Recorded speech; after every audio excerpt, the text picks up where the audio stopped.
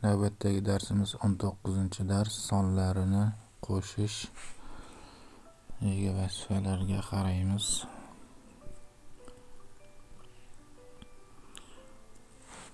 Yettinchi misol vazifa. Yangi qurilayotgan uylarda 27 ta bir xonali xonadon bor. 2 xonali xonadon bir xonalidan 8 ta ko'p. 3 xonali xonadon 2 xonali xonadondan 12 ta ko'p. Ushbu uyda nechta 3 xonali xonadon bor? Doskamizga yozamiz. Bir xonali yozamiz.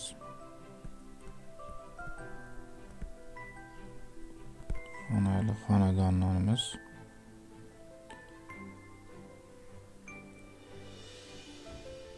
27 ta.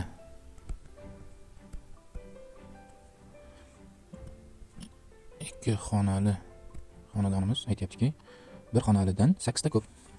27 ta bo'lsa, bir xonalimiz undan 8 ta ko'p. Qo'shilgan 8 bo'ladi. Qo'shsak 35 ta bo'ladi. Demak, ikki xonalimiz 35 ta. 3 xonali xonadon, 2 xonali xonadondan 2 ta ko'p. Endi 3 xonali xonadonimiz esa 2 xonalidan 12 ta ko'p. 2 xonalimiz 35 ta bo'ldi va undan 12 ta ko'p bo'lyapti. Qo'shilgan 12. Qo'shsak 47 ta. Endi o'sha javobni savolni aytyaptiki, ushbu uyda nechta 3 xonali xonadon bor? Mana biz chiqarib qo'ydik. 47 ta. 47 ta xonadon bor. 3 xonali.